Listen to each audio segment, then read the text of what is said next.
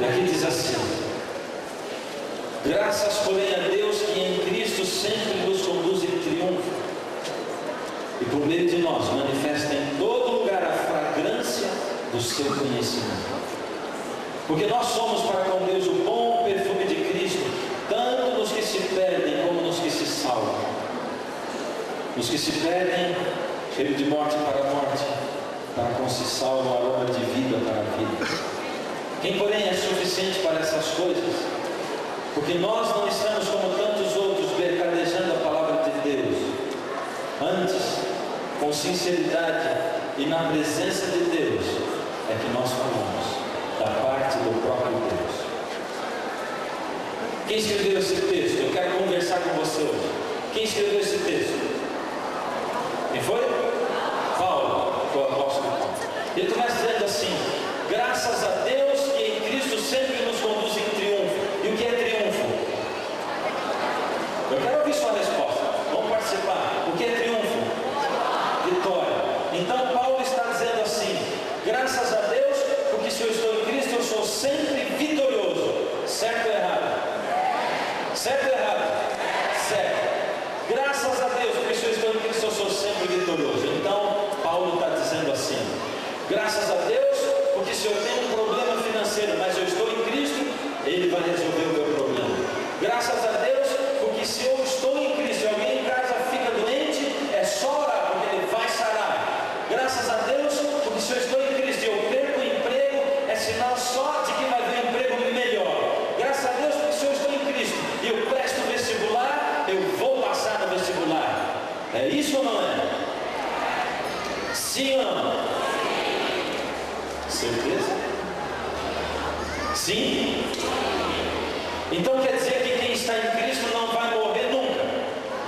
Porque se você está em Cristo e você fica doente e ora e Cristo cura, você não vai morrer nunca. É só estar em Cristo, você vai ser eterno nesse mundo. Não é verdade? Você também não vai passar por aflições. E aquilo que Jesus falou: no mundo tereis aflições, mas tende bom ânimo, porque eu venci o mundo, também não é verdade. Porque se você está em Cristo, você não vai ter aflição. Sempre você vai estar melhorando. É ou não é? E aí? Se eu estou em Cristo, eu sou sempre vitorioso. Verdade ou mentira? E agora você falou mais baixo, né? Deixei você em dúvida, é isso? Paulo está dizendo sim, graças a Deus, porque se eu estou em Cristo, eu sou sempre vitorioso. Mas ele não está falando da vitória material. Ele não está falando de dinheiro, de emprego, de saúde. Paulo não está falando disso. Paulo está falando de um outro tipo de vitória. Paulo está falando de vitória espiritual. É disso. Se eu estou em Cristo, eu sou sempre vitorioso espiritualmente. Satanás pode me cercar, mas ele não vai chegar em mim, porque Jesus vai me guardar e eu serei vitorioso. Se eu estou em Cristo, eu não vou cair em pecado, porque o Senhor Jesus vai me cercar com os seus anjos. E pode ser que se eu solte de Cristo, eu peque, mas quando eu estou em Cristo, eu sou sempre vitorioso. Pergunta para você: o que é mais importante? Vitória material ou vitória espiritual? Me responda. Vou perguntar de novo. O que é mais importante, vitória material ou espiritual? Tem certeza? Então me ajuda a colocar em ordem de prioridade. Primeiro lugar, segundo e terceiro, a família, o trabalho e Deus. Primeiro. Segundo. Terceiro. Vou perguntar de novo. Primeiro. Segundo. Terceiro. Quanto tempo você dedica para Deus que está em primeiro lugar, todo dia? Quanto para a família? E quanto no trabalho? Interessante, né? A gente sabe muito bem das coisas. Isso mostra para mim que nós cristãos somos muito bons teóricos. A gente se reúne na igreja, prega. A gente se reúne na igreja, estuda a lição da escola sabatina. A gente fala de amor, a gente fala de felicidade, de paz no coração. A gente canta que Cristo é a nossa rocha, o nosso abrigo seguro. A gente fala tudo isso e depois sai para viver. E quando a gente sai para viver, a gente inverte as coisas. Outro dia alguém me disse assim: pastor, mas se eu ficar o dia inteiro, 8 horas por dia orando, a minha família morre de fome. Eu tenho que trabalhar 8 horas por dia. Está certo ou está errado? E agora você já não falou mais nada. Complicado. Mas veja só, você não precisa de ficar 8 horas por dia ajoelhado orando para estar em Cristo. Estar em Cristo é o seguinte: é quando você coloca Deus em primeiro lugar na sua vida, como uma prioridade da sua vida. E você, querido, só vai ser vitorioso espiritualmente quando Cristo for a prioridade na sua vida, quando Ele ocupar o primeiro lugar do seu tempo a cada dia. E aí assim, você acorda de manhã, chama Jesus para participar da sua vida, e depois durante o dia você vai conversando com Ele, nos momentos alegres, nos tristes. E você pode estar em Cristo ou em comunhão com Ele enquanto você está andando pelo meio da rua, sim ou não? Pode estar em comunhão com Cristo quando você está dirigindo, sim ou não?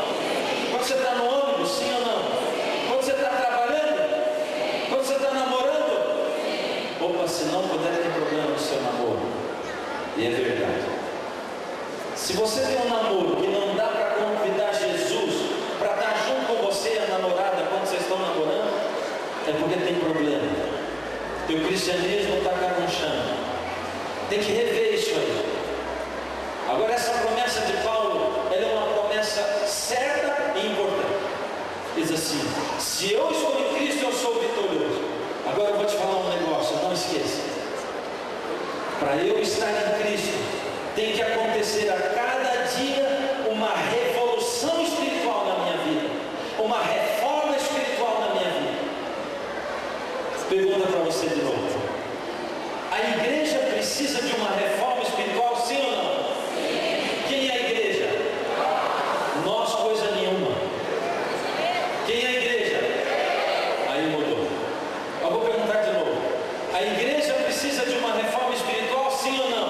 Sim. Quem é a igreja? Quem está precisando da reforma espiritual? É isso. Eu estou precisando de uma reforma espiritual. E sabe, eu estou cansado de ver reformas espirituais falsas. Nós somos craques nisso. Tem gente que faz reforma espiritual baseada em cálculo profético. Coloca as coisas assim na lousa, enumera as profecias.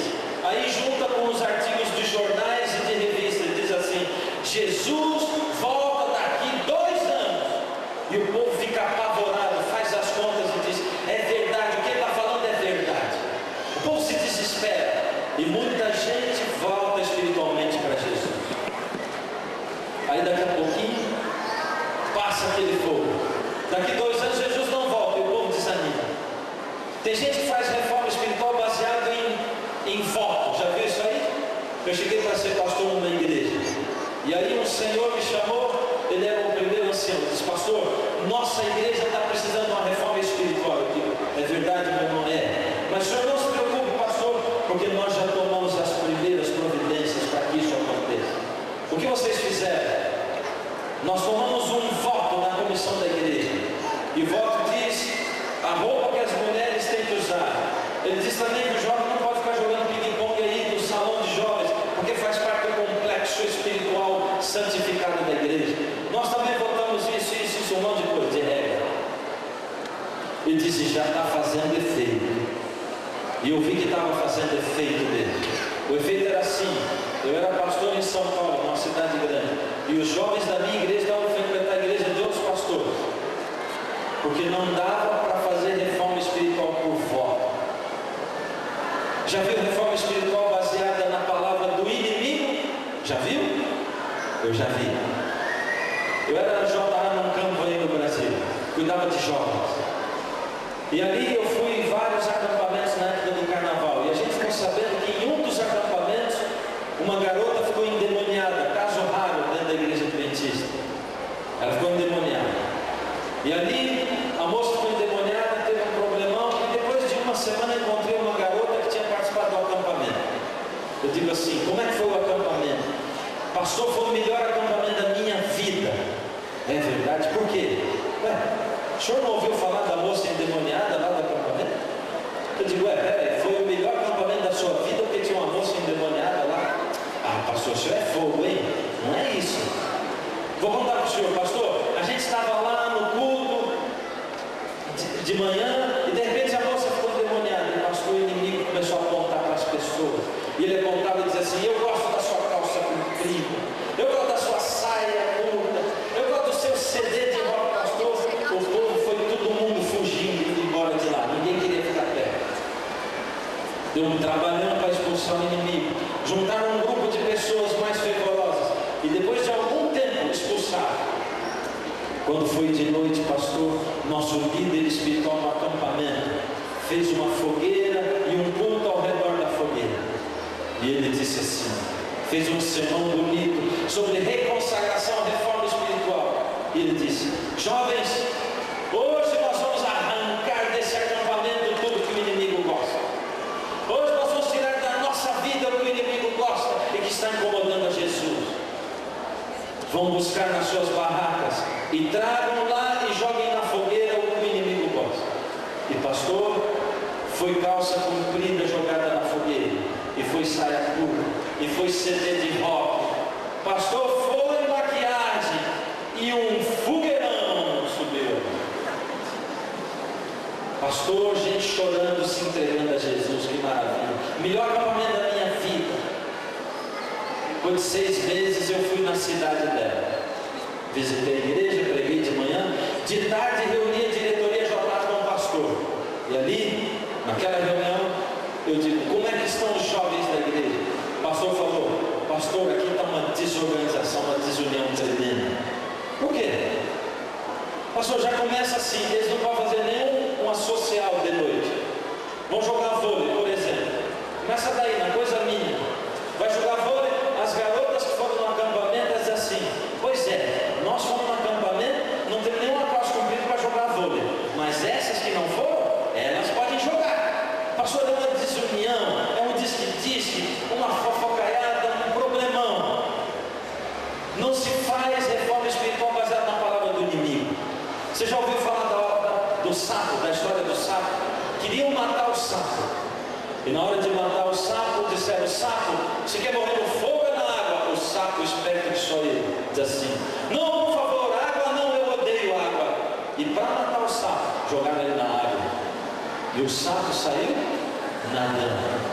E a gente acha que o inimigo é mais bobo do que o sapo. E que ele aparece no meio da igreja e diz assim, eu não gosto disso e daquilo, que é para a igreja fazer uma reforma espiritual baseada na palavra dele. E aí, a partir disso, nós nos renovarmos espiritualmente. Ele vem para atrapalhar, porque ele sabe que reforma espiritual não se faz baseada em cálculo, nem em voto, e também não se faz baseada na palavra dele. Reforma espiritual não acontece de fora para dentro. Não adianta mudar o que vai fora, tem que mudar o que vai dentro primeiro. Deus criou esse mundo assim. Ele criou o universo e a terra era sem forma e vazia. E Deus veio, e nessa terra sem forma e vazia, Deus chegou e deu forma a ela. E aqui plantou um jardim perfeito. E nesse jardim perfeito ele pôs um homem perfeito. E nesse homem perfeito ele pôs um coração perfeito. Deus recria esse planeta ao inverso.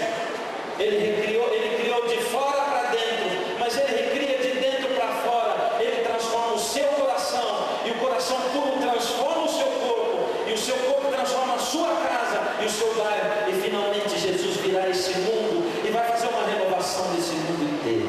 É assim. Reforma espiritual acontece de dentro para fora e não de fora para dentro. É isso. Nós precisamos desesperadamente de uma reforma espiritual, cada um de nós. O mundo anda sem Deus, as pessoas andam por aí sem Deus no coração. Você vive a vida sem priorizar Deus na sua vida. Eu encontrei um rapaz outro dia de 18 anos, me procurou depois do culto e disse assim: vocês desculpem, de vez em quando eu vou ter que tomar água. Há um ano eu fiquei 8 vezes sem poder cantar, com calo nas cordas vocais. O meu fonoaudiólogo disse que eu tinha que tomar água. Esse rapaz me procurou e disse assim: pastor, eu tenho um problema. Eu odeio ler a Bíblia, pastor, mas eu não quero me perder. E eu digo: você tem um problema mesmo. Pastor, o que eu faço para gostar de ler a Bíblia?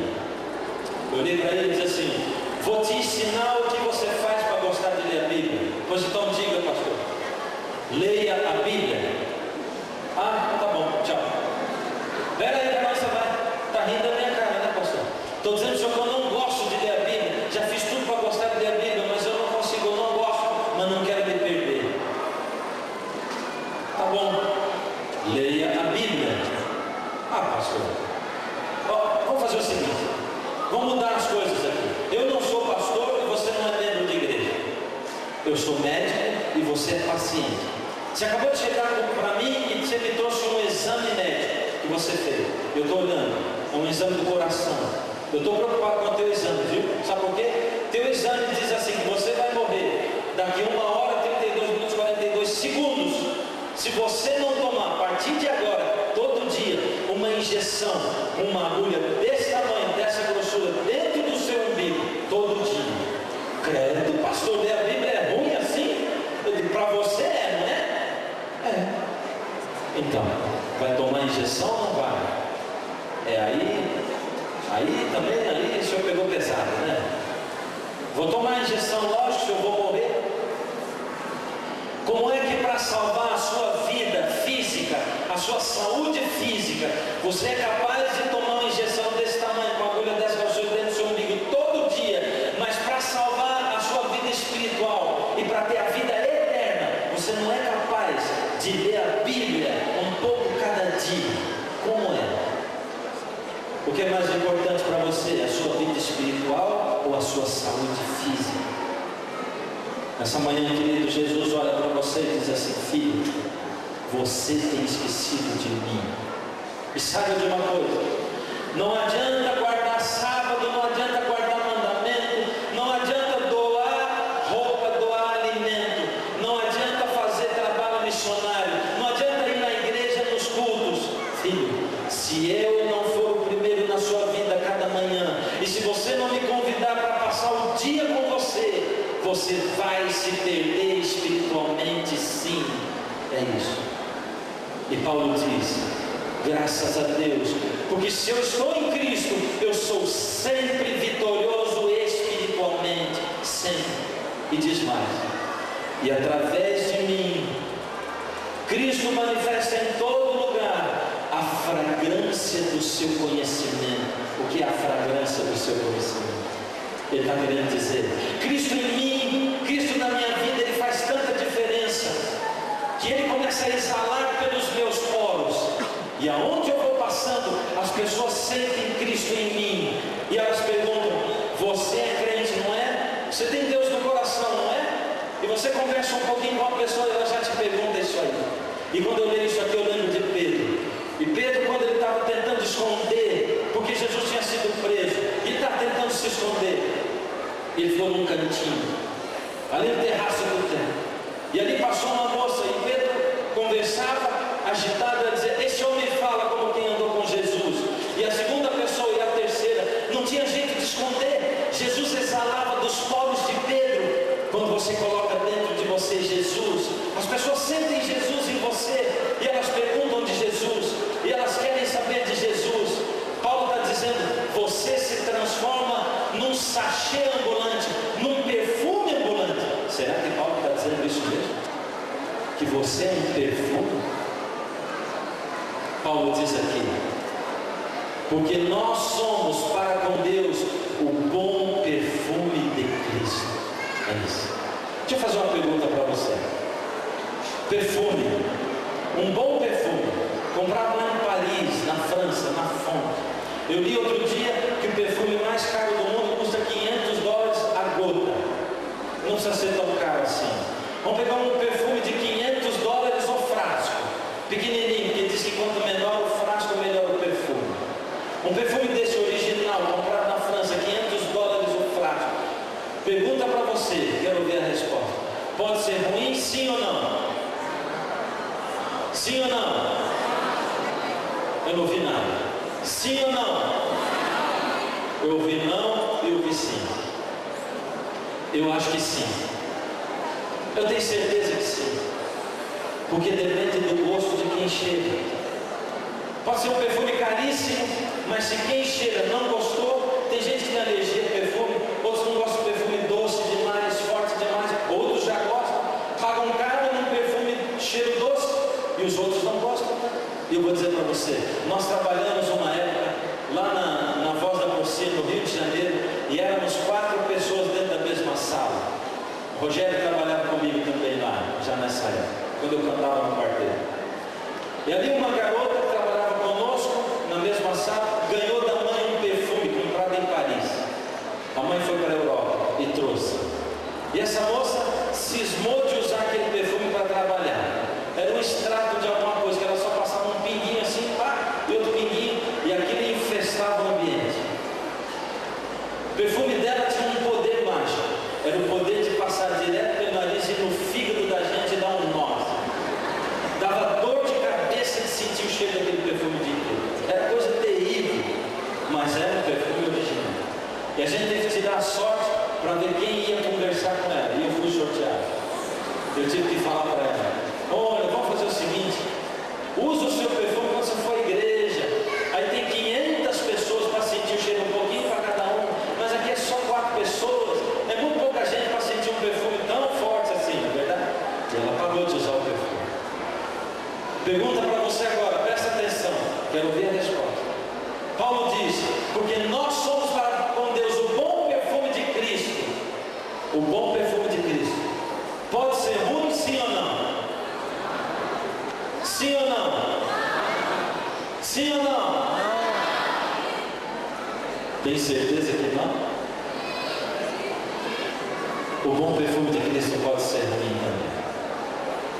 E Paulo diz assim, se você continuar lendo: porque nós somos para com Deus o bom perfume de Cristo, tanto nos que se salvam como nos que se perdem. Para com os que se perdem nós somos aroma de morte para a morte, e para com os que se salvam, aroma de vida para a vida. Sabe o que ele está dizendo com isso? Ele está dizendo que quando você tem a Cristo dentro do seu coração, e você carrega Cristo junto com você, e as pessoas sentem Jesus em você, e alguns vão gostar de Jesus em você, e vão se aproximar de você por causa de Jesus, e outros vão se afastar de você.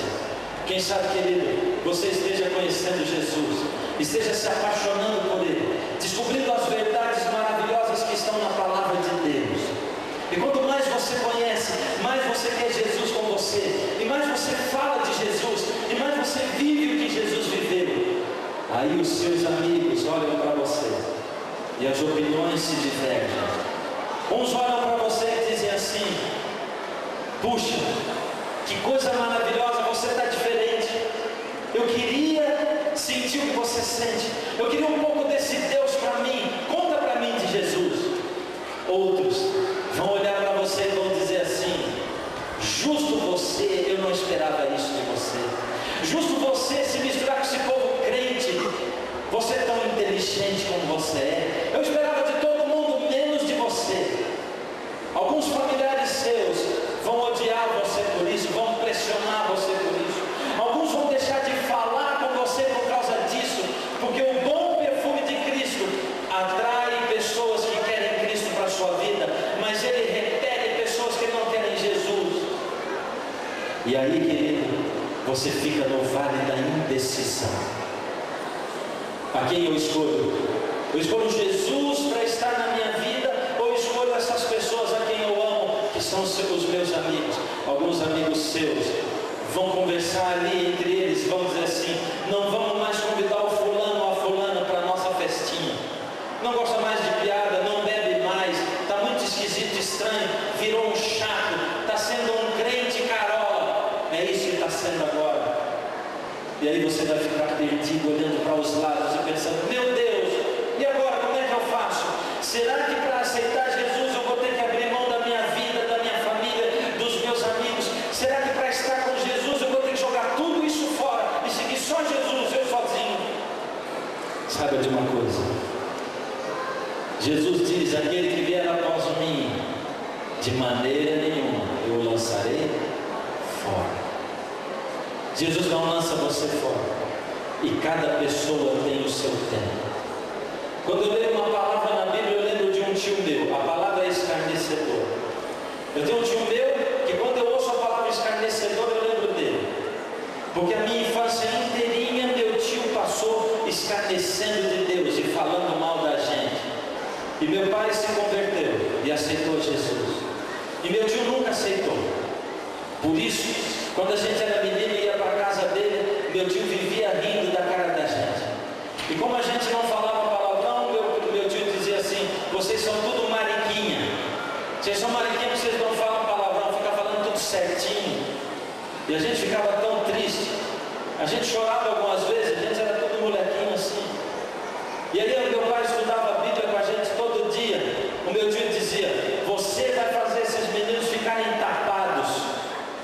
Quando eu fiquei adolescente, meu tio dizia assim: você vai fazer o seu filho virar gay, porque você não iniciou ele sexualmente. Em contrapartida, meu tio pegou meu primo, que tinha minha idade, e levou numa zona de prostituição para que ele pudesse ter iniciação sexual. E o meu primo teve um problema tremendo emocional, que até hoje não se resolveu, e ele tem mais de 40 anos. E o tempo foi passando. E eu, há uns 5 anos atrás, tive a oportunidade de ver meu tio com meu pai sentados num banco, meu tio dizendo: você fez certo e eu fiz errado. Eu vejo o que aconteceu com os meus filhos, eu vejo o que aconteceu com os seus. Quando eu fui fazer teologia, meu tio disse: você fez lavagem cerebral na cabeça desse menino. Não tem nenhum pastor antes de mim na família. Imagina, vai virar pastor esse camarada agora? Que loucura é essa? O que você fez com seu filho? Você está maluco? E meu tio hoje está batizado, entregou a vida a Jesus. Muitas pessoas vão rir de você, outras vão chorar por sua causa, outras vão expulsar você do convívio delas, outras vão pressionar você. Mas sabe de uma coisa: quem está com Jesus é sempre vitorioso espiritualmente. E aos poucos você vai começar a ser o esteio, a âncora da sua família, da sua casa, a pessoa em quem eles confiam. A sua família baseada em Deus vai ser uma família feliz. Os seus filhos vão ser filhos diferentes dos filhos dos outros. E não tem como o mundo não notar a luz de um lar em que a luz de Jesus emana. E Paulo diz: se eu estou em Cristo, eu sou sempre vitorioso. E Ele manifesta em todo lugar a fragrância do seu conhecimento. Outro dia, eu ouvi um sermão falando da mulher que lavou os pés de Jesus. Outro dia, eu ouvi um sermão falando da pesca em que Jesus mandou Pedro ir buscar uma moeda na boca de um peixe. Coisa mais estranha e interessante, o pastor que pregou aquele sermão, ele contou o sermão do ponto de vista da moeda. Eu pensei: esse texto não fala de uma moeda, é todo um contexto, ele só achou a moeda lá. Mas sabe que Paulo conta a história da mulher que lavou os pés de Jesus nesse texto, sob o ponto de vista do perfume, e não da mulher pecadora, e nem do anfitrião da festa, que era um fariseu. Ele fala sobre o ponto de vista de um perfume, um frasco de perfume. E ele diz: na história da mulher que lavou o pé de Jesus, você e eu somos o vaso de alabastro que lavou os pés do Senhor Jesus, e nós podemos perfumar. Eu quero que você ouça um pouco essa música que o quarteto vai cantar, e daqui a pouco, quando eles terminarem de cantar, eu tenho uma coisa para dizer para você. Eu quero terminar fazendo uma oração, e antes de orar, eu tenho um convite para você, um chamado que Jesus me trouxe aqui para fazer para você. Mas presta atenção no que eles vão cantar e no que eles vão falar. Presta atenção e lembra de que você é um vaso de alabastro cheio do perfume do Senhor Jesus. O que Jesus quer que você faça? Veja o que a letra da música diz. E eu quero terminar convidando você para Jesus.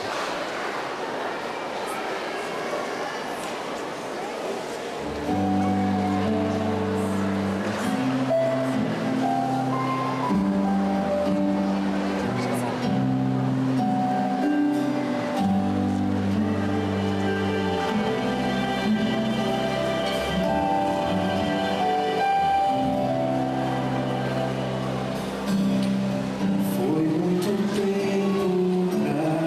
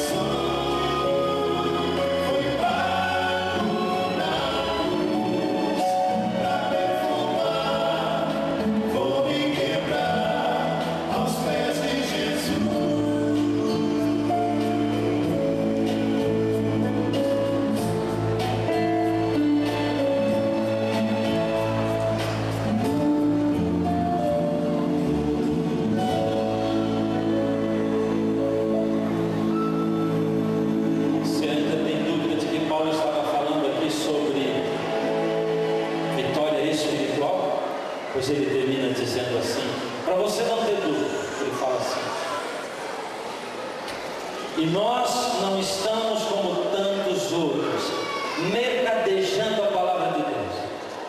Antes, com sinceridade, falamos na presença de Deus e da parte do próprio Deus. Você sabe o que é mercadejar a palavra de Deus? Paulo diz: nós não estamos vendendo bênçãos, nós não estamos trocando dinheiro por saúde, não estamos trocando dinheiro por cura e nem por emprego. Nós não estamos fazendo isso, como tantos outros dizem. Nós falamos com sinceridade da parte do próprio Deus. Paulo está dizendo assim: Jesus está voltando e você é o perfume que vai perfumar este mundo. Para perfumar esse mundo, tem que ter Cristo dentro do coração. Para perfumar esse mundo, tem que abrir os olhos, olhar para Jesus e dizer: Senhor, me purifica, por favor. Um dia o Senhor pagou o preço por mim. Se o Senhor precisar me quebrar, Senhor, me quebra para que eu possa ser refeito, eu possa perfumar as pessoas, Senhor. Essa manhã o Senhor Jesus trouxe você aqui e diz assim: filho, eu sei que não é fácil, eu conheço essa vida, eu andei por aqui do mesmo jeito que você andou também. Eu sei que esse mundo é cheio de problema, de aflição. Eu sei que às vezes você anda e cai, e você levanta de novo. Às vezes você deveria estar sendo abraçado, mas você é empurrado. Eu sei, filho, que às vezes você treme e não consegue. Você não consegue vencer o pecado. Olha para os seus queridos, gostaria de tê-los junto com você, mas os seus filhos, seus parentes não querem saber de Jesus. E aí, filho, você se sente desafiado, partido, dividido. Mas, filho, lembre-se de uma coisa: se você não ficar firme do meu lado, eles também nunca vão ter a chance de vencer. Essa vida não é fácil. Eu sei que você passa por sofrimentos aqui, como eu passei também. Mas, filho, eu quero te dizer: do mesmo jeito que eu venci o mundo, você pode vencer. Não aceite, filho, um grau de cristianismo inferior. Eu estou voltando já já. É só você olhar para as coisas que estão acontecendo, porque os cientistas estão dizendo que o mundo não vai sobreviver muito mais. Você acha que o seu filho, o seu neto ainda vai viver aqui nesse mundo onde as fontes naturais estão se esgotando? O planeta clama, pede misericórdia, e nós ainda estamos aqui. E Jesus nessa manhã olha para você e diz: filho, eu vim aqui para buscar você.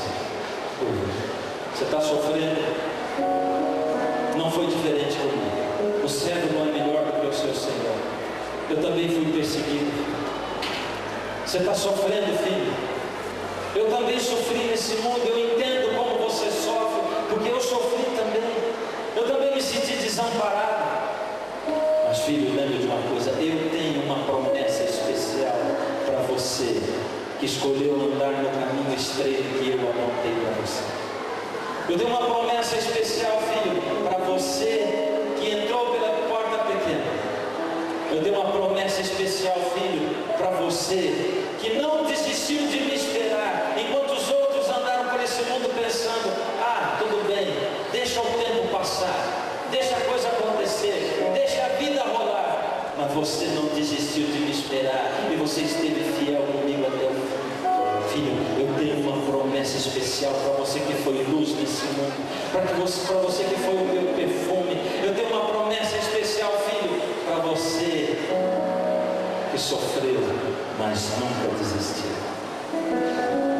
Eu fico arrepiado quando eu leio a minha Bíblia e ela apresenta um povo especial, e a Bíblia diz assim: esses são aqueles que estão junto do trono do Cordeiro. Eles passaram pela grande tribulação, por um grande sofrimento. E Jesus naquele dia vai abrir as portas do céu e os portais e vai dizer: filho, hoje eu cumpro a minha promessa. Hoje eu dou para você o meu reino. Porque, filho, você não desistiu. Filho, você andou do meu lado. Hoje é o dia de você receber. Entra, meu filho. Esse é o lar que eu prometi para você. Para você que carregou a sua cruz e me seguiu. Para você que não desistiu de esperar. Para você que andou no caminho estreito. É para você, filho. Vem.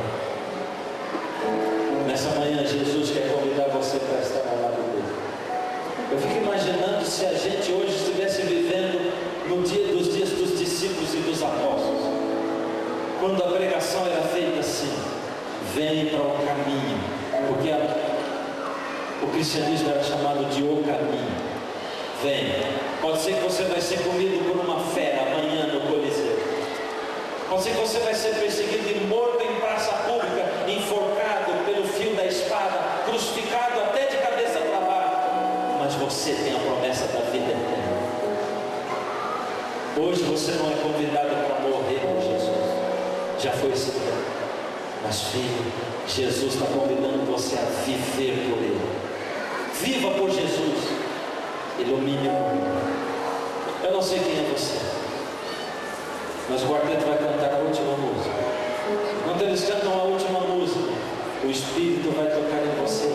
E o meu convite é para duas classes de pessoas. Primeiro, você que nunca entregou o coração a Jesus, mas que está aqui nessa manhã, nunca entregou publicamente.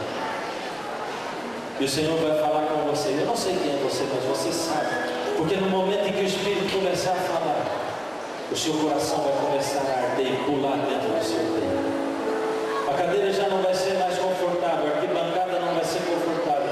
E você vai ficar incomodado com Jesus chamando você para ele. Deixa Jesus trazer você. Meu convite é para um segundo grupo de pessoas. Você que um dia se entregou a Jesus, andou nos caminhos dele, sentou nos bancos da igreja, mas que cortou o seu relacionamento com ele, e agora está aqui também. Jesus olha para você e diz: filho, essa, quem sabe, é a sua última chance. E ele vai falar com você, ele vai chamar você. Aí eu tenho um pedido para você que é da minha igreja. Olha quem está do seu lado sofrendo, está prestando atenção? Nesse momento você é perfume de Cristo aí onde você está. Você é vaso de alabastro. Enquanto a pessoa estiver aí resistindo, dá a mão para ela enquanto o quarteto canta e diz: vamos, eu vou com você. Eu quero ver vocês vindo, chegando de dois em dois. Vem, esse é o momento. Chega, deixa Jesus trazer você.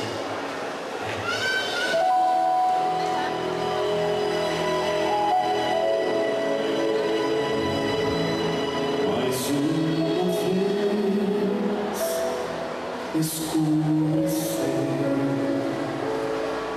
o sol se pôs no coração. Eu já não pude suportar, senti saudades do meu lar.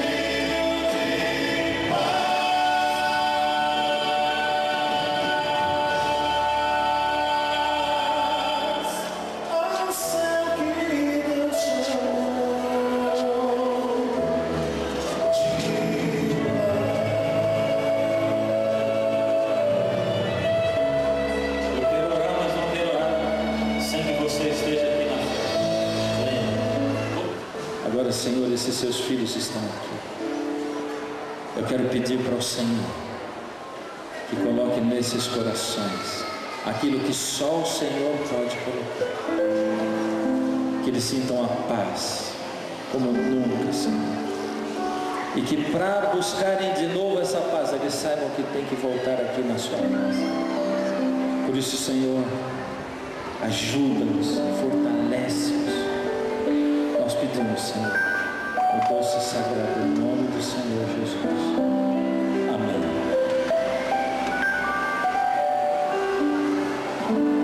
Que o Senhor te